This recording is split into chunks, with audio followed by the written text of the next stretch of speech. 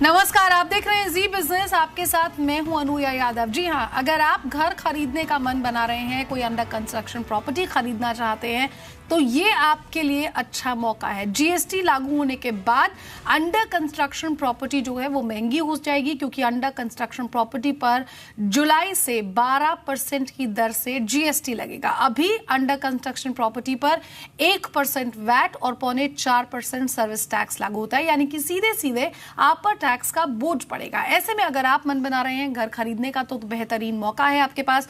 तमाम खास मेहमान हमारे साथ बने हुए हैं, उनसे आपका सबसे पहले तारुफ करा देते हैं। प्रवीण जैन साहब हैं हमारे साथ, जो कि नार्डेको के प्रेसिडेंट है। साथ ही साथ निशांत शाह है मेरे साथ, पार्टनर है इकोनॉमिक लॉज प्रैक्टिस के। आप दोनों खास मेहमानों का बहुत बहुत स्वागत है जी बिजनेस पर। प्रवीण, सबसे पहले आपके पास आना चाहूंगी, क्या आपको लगता है कि ये सही मौका है, क्योंकि जीएसटी आने के बाद जो अंडर कंस्ट्रक्शन प्रॉपर्टी है उसके रेट में बढ़ोतरी होती दिख सकती है, तो ऐसे में अगर घर खरीदना चाहते हैं तो ये बेहतरीन मौका है? जी बिल्कुल, ये मुझे लगता है कि अंडर कंस्ट्रक्शन प्रॉपर्टी के अंदर 12% जीएसटी लग जाएगा 1 जुलाई के बाद, और अभी 4.5% सर्विस टैक्स और 1% वैट, वो स्टेट वाइज अलग अलग है, कहीं 1% है, कहीं 2% चार्ज करते हैं डेवलपर्स। तो अभी टोटल अगर देखा जाए तो काफ़ी करीब 6 से 7% का अगर बेनिफिट होगा अगर ग्राहक 1 जुलाई से पहले कोई प्रॉपर्टी परचेज करता है तो अंडर कंस्ट्रक्शन प्रॉपर्टीज के अंदर। और क्या आप मानते हैं निशांत, क्या आपको लगता है कि आने वाले 1 महीने में, क्योंकि सरकार ये कह रही है कि 1 जुलाई से जीएसटी वो यहाँ पर लागू कर देगी, ऐसे में क्या इस 1 महीने में आप ये देखते हैं कि जो घरों की सेल है उसका नंबर ऊपर जा सकता है?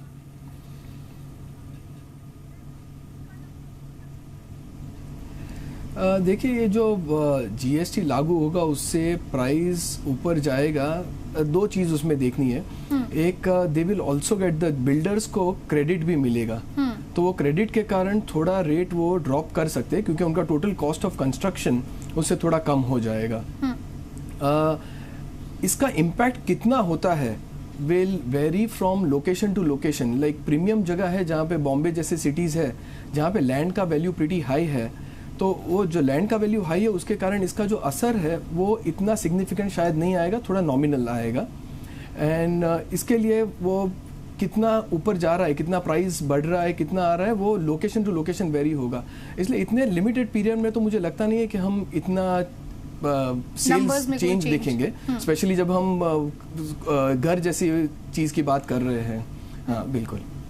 लेकिन निशांत, यहाँ पर ये भी समझना होगा, जिस इनपुट क्रेडिट की बात आप यहाँ पर कर रहे हैं वो कितना बिल्डर ग्राहक को पास ऑन करता है वो भी देखना होगा, क्योंकि हाउसिंग फॉर ऑल की एक तरफ बात हो रही है, एक तरफ हर किसी का अपना घर खरीदने का सपना भी है। ऐसे में अगर बिल्डर इनपुट क्रेडिट कॉस्ट को पास ऑन करता है, यानी कि कुछ फायदे वो ग्राहक को यहाँ पर देता है, बायर को देता है, तभी शायद कोई घर खरीदने का प्लान भी बनाएगा, क्योंकि सस्ते घर का सपना भी हर कोई देख रहा है।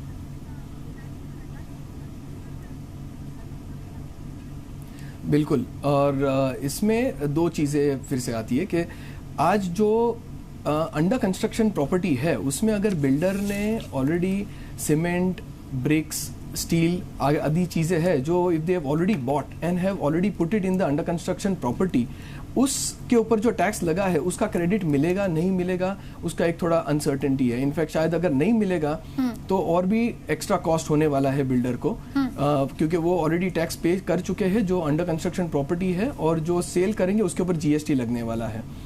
बिल्डर को जो प्योर क्रेडिट मिलने वाला है वो प्योर ग्राउंड लेवल से प्रॉपर्टी, जो first property brand new start हो रही है, उसमें ये बेनिफिट ज़्यादा हो सकता है। So therefore ये भी एक डिफरेंस देखना पड़ेगा, and therefore the question remains that whether how much the builder will pass on to the consumer and how will that calculation come across will have to be seen. Nishant, आप एक बार दोबारा से समझाएंगे, जैसा कि आप कह रहे हैं यहाँ पर कि अगर कोई न्यू बिल्डिंग कंस्ट्रक्ट होती है तो वो आप कह रहे हैं कि यहाँ पर थोड़ा चीपर पड़ेगा किसी भी बायर को?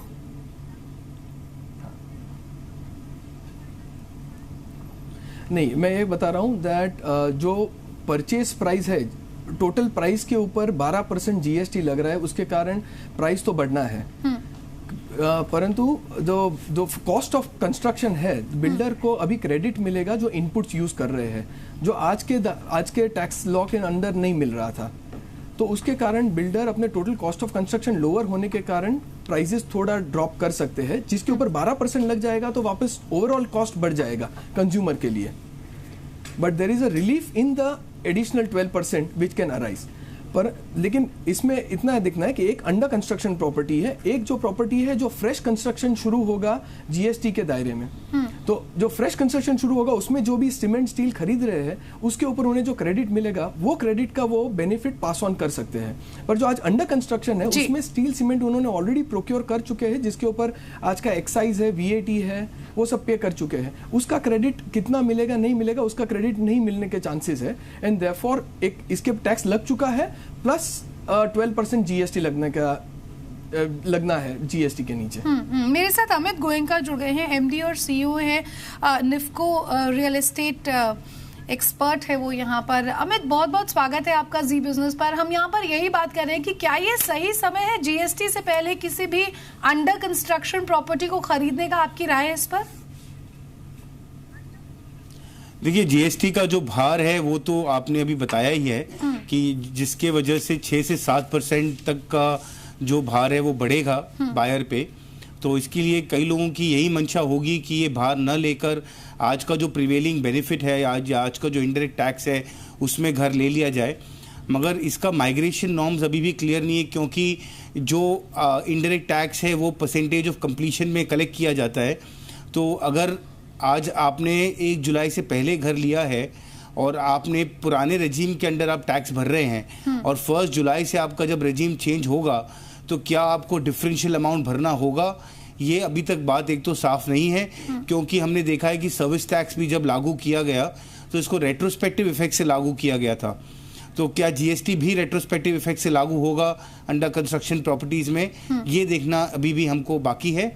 दूसरी बात यह है कि अफोर्डेबल हाउसिंग को इस वित्त मंत्री ने पूरा सर्विस टैक्स का एग्जेम्पशन दिया था पिछले बजट में. क्या ये एग्जेम्पशन अब जीएसटी में भी लागू होगा, इस बात का भी खुलासा नहीं हो पाया है. क्योंकि अगर नहीं होता तो सडनली अफोर्डेबल हाउसिंग के लिए जो इतना हमने मांग करके इसको एग्जेम्प्ट कराया था वो एग्जेम्पशन अभी भी क्लियर नहीं हो पाया है. तीसरी बात यह है कि जो सर्विस टैक्स का कंपोनेंट था वो सिर्फ कंस्ट्रक्शन कंपोनेंट पर लागू किया जाता था. जैसे महाराष्ट्र में ये माना जाता था कि 25 से 30% जो आपका आउटपुट कॉस्ट है या आपका जो बेचने का प्राइस है वो आपका इनपुट कॉस्ट है, और इसके लिए उस पर 15% आप लागू करके तकरीबन 4.25 से 4.25-4.5% का सर्विस टैक्स आता था. अब अगर पूरे के पूरे आउटपुट पे अगर सर्विस टैक्स या गुड्स एंड सर्विस टैक्स लागू होता है, इसका मतलब आप लैंड के ऊपर भी, आप प्रॉफिट पर भी, और सारे के सारे आप जो प्रॉफिट्स और कॉस्ट और बाकी कंपोनेंट्स हैं उस पर भी आप टैक्स लागू कर रहे हैं, जिसका आपको इनपुट क्रेडिट सब पर नहीं मिल सकता. तो हो सकता है आपका जो एक्चुअल इनपुट कॉस्ट है वो 4% है, आपका जो कलेक्शन प्राइस है वो 12% है. मतलब इन इफेक्ट आपको 8% ज्यादा देना पड़ रहा है गवर्नमेंट को, जो गवर्नमेंट के रेवेन्यू में जा रहा है, जो आज तक उनको नहीं मिल रहा था. तो ये बेनिफिट किस तरीके से उनको प्राप्त होगा बायर्स को, इसका भी खुलासा करना होगा, स्पेशली अफोर्डेबल और एलआईजी एमआईजी सेगमेंट के लिए, जहां पे ऑलरेडी प्राइस के ऊपर प्रेशर बना हुआ है. बिल्कुल, बहुत अच्छी बात आपने यहाँ पर कही. प्रवीण, आप इस पर कुछ ऐड ऑन करना चाहेंगे? क्योंकि एक तरफ सरकार अफोर्डेबल हाउसिंग की बात करती है, हाउसिंग फॉर ऑल की बात करती है, और जैसा कि यहाँ पर अमित ने भी कहा कि हमने किस तरह से टैक्सेस को कम रखा था अफोर्डेबल हाउसिंग की रेंज में, और अब जीएसटी आने के बाद क्या एक्चुअली अफोर्डेबल हाउसिंग पर भी उसी तरह का टैक्स लगेगा या फिर उसे भी बढ़ा दिया जाएगा, ये देखने वाली बात होगी. और साथ ही साथ इनपुट क्रेडिट का फायदा यहाँ कस्टमर को कैसे पास ऑन किया जाएगा, या एक्चुअली में जो बिल्डर है उसे इसका फायदा मिलेगा कि नहीं, ये भी एक बड़ा सवाल है. देखिए, जैसे अभी अमित ने कहा कि अफोर्डेबल हाउसिंग के लिए तो अभी कुछ दिन पहले फाइनेंस मिनिस्टर ने ये कहा था एक इंटरव्यू में कि अफोर्डेबल में जो सर्विस टैक्स का बेनिफिट एंड यूजर को मिलेगा, बट वो कैसे मिलेगा ये पॉलिसी भी क्लियर नहीं है. अभी एक ही स्लैब है सिर्फ 12% का रियल एस्टेट के लिए, और आने वाले टाइम में हो सकता है, उम्मीद है कि शायद कुछ कम करेंगे अफोर्डेबल हाउसिंग के लिए.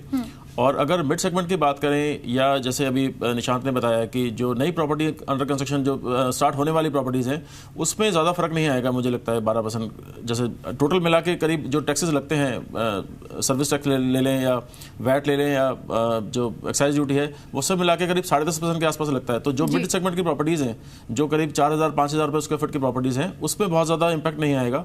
मगर मुंबई में में जहाँ 30,000, 40,000, 50,000 रुपये फुट की प्रॉपर्टीज हैं, उसमें बहुत दिक्कत है लोगों को, क्योंकि जो प्रीमियम हाउसिंग है या जो महंगे प्रॉपर्टीज हैं वहाँ पर कंस्ट्रक्शन कॉस्ट तो वो 4,000 रुपये, 3,000 रुपये है, बाकी सब लैंड कॉस्ट है। लैंड कॉस्ट के अंदर 12% जो जुड़ने से या तो उसमें स्टैम्प ड्यूटी इंक्लूड हो जाए या लैंड का अबेटमेंट मिले, ये दोनों चीज़ों को कुछ होना चाहिए, मुझे लगता है। अमित, ये भी समझना चाहूंगी आपसे कि what exactly will be an under construction building, कितना एक बिल्डिंग का ढांचा बना हो या यूं कहे कि कितनी उसकी जो कंस्ट्रक्शन है वो पूरी हो चुकी हो, उसके बाद वो अंडर कंस्ट्रक्शन कहलाएगी?